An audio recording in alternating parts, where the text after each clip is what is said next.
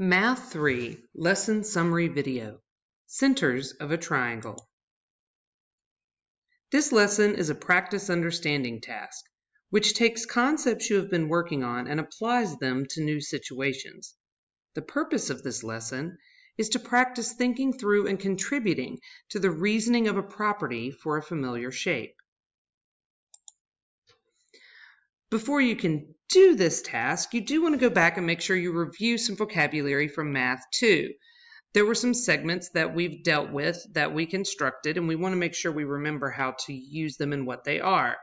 In a triangle, if you connect the vertex to the midpoint of the opposite side, this segment is called a median.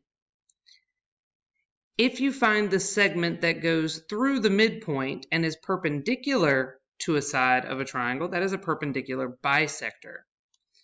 If you have a segment that cuts an angle in half into two equal angles, this is called an angle bisector. And if you connect the vertex of a triangle to the opposite side perpendicular at a 90-degree angle, that is called the altitude. You may have also called it the height. In problem 1, Colton's father has installed a sprinkler system for the farmers, and the system he installed is called the center pivot irrigation system, since the sprinklers are on a long pipe that rotates around on wheels around a center point, watering a circular region of the crops. You may have seen such crop circles from an airplane. Sometimes Colton's father has to install sprinkler systems on triangular-shaped pieces of land.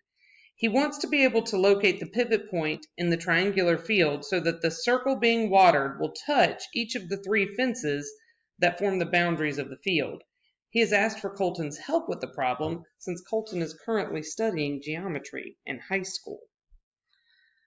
So if this is his triangular field, we are looking for some point that he'll be able to put the center of the irrigation system, and it will go along and it'll just scrape up against the fence. So he's gotten as much of that triangular field as possible with this circular thing. He can't go outside of the fence, the pipe.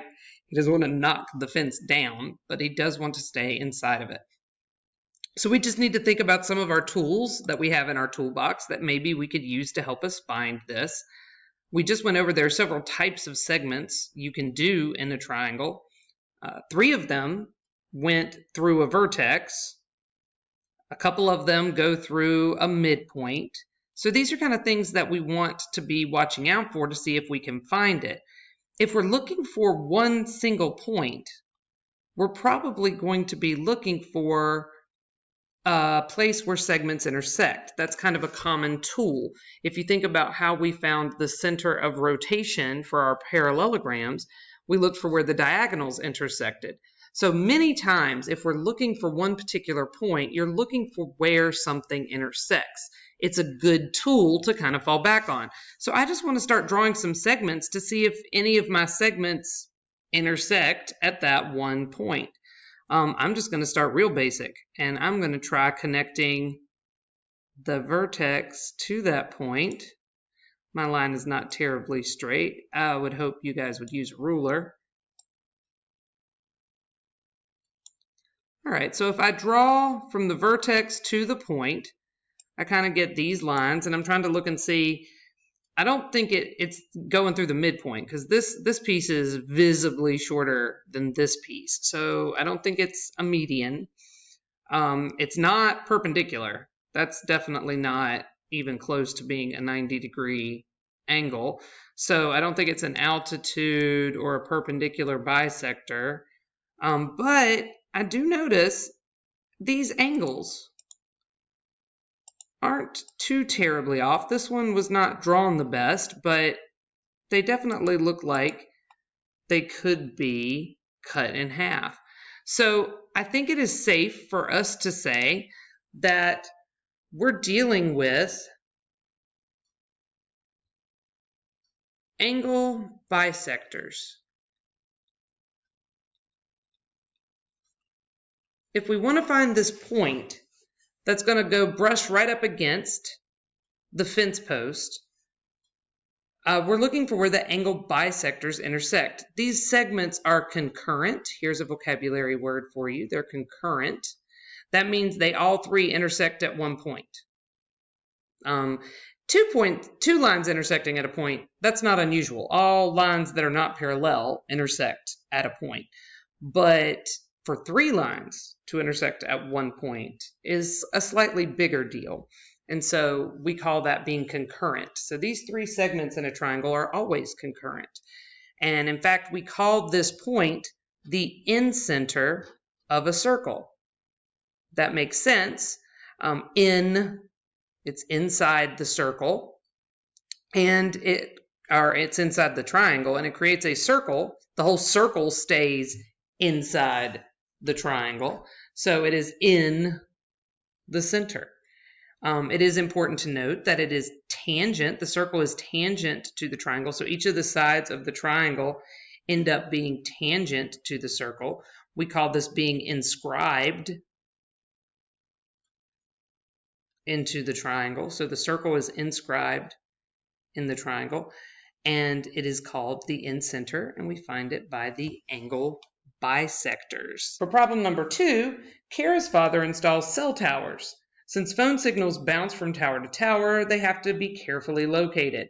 Sometimes Kara's father needs to locate a new tower so that it is equidistant from 3 existing towers.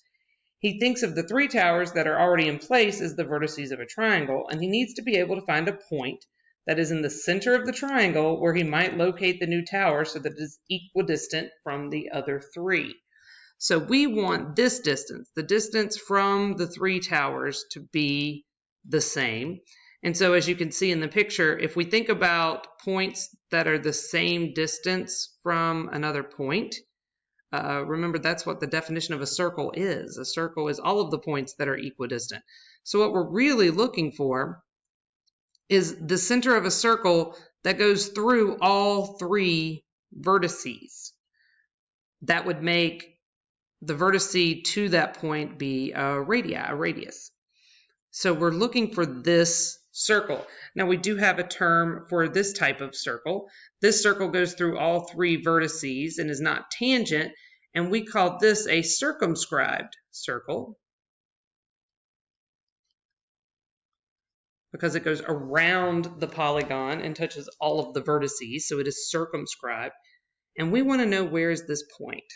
So this is where, again, I just start looking for things.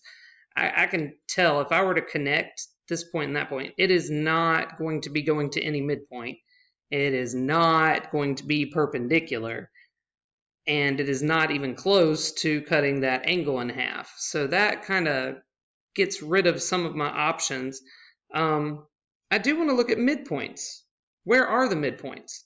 If I go from here to here, it's definitely not going to the midpoints. But when I look for the midpoints of each side, it looks like one's about right here. Maybe we've got one about right here.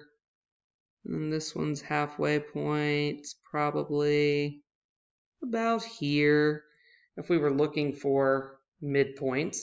If I were to connect that point to each of those midpoints, one thing I notice is if it goes through the midpoints, that is pretty close to looking like an exact 90-degree angle. And in fact, it is. So if you look at it, it's 90 degrees, it's perpendicular, and it goes through the midpoint.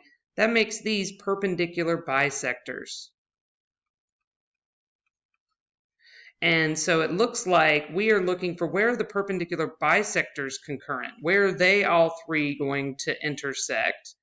And when they intersect, that gives us the point that is equidistant from all of them. And again, we do say that it makes a circumscribed circle, so it makes sense that the name of this point is called the circumcenter of the triangle. So it is the circumcenter of the triangle because it creates a circumscribed circle about the triangle. And our last problem, Kevin's father is an artist and has been commissioned by the city to build an art project in the park.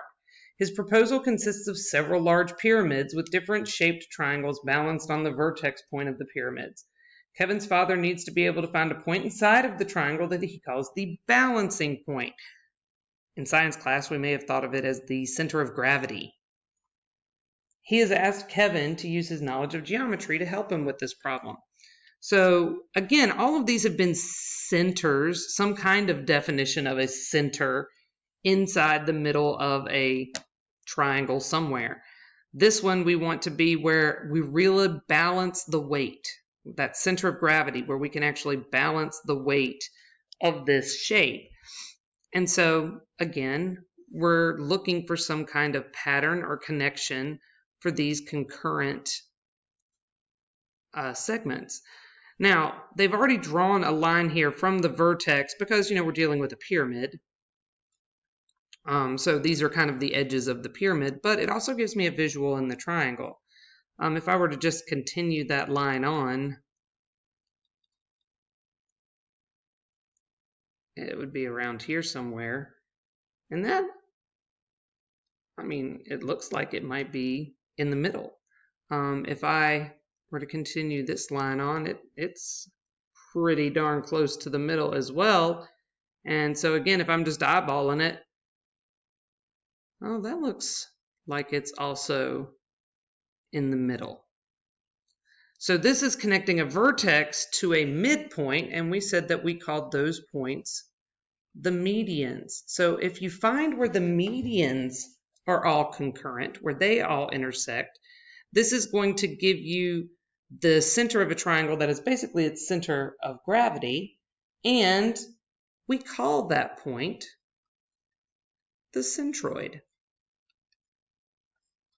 Now, a centroid does not necessarily give us the exact center of a circle. Like, we're not making a circle that's inscribed or a circle that's circumscribed. In fact, it's about taking a balance and a weight of the triangle so that it's all going off equally in all three directions. And so what it really does create is it creates a proportion. In fact, this centroid, the point where they intersect, creates a proportion between all three of these segments. Where they intersect breaks each segment into 3 equal pieces. 2 of the pieces are on the vertex side, and 1 of the pieces is opposite of the vertex. So you're basically making a 2-to-1 ratio for all of these pieces. And so you end up with these pieces that weight-wise are balanced out. You get that perfect proportion.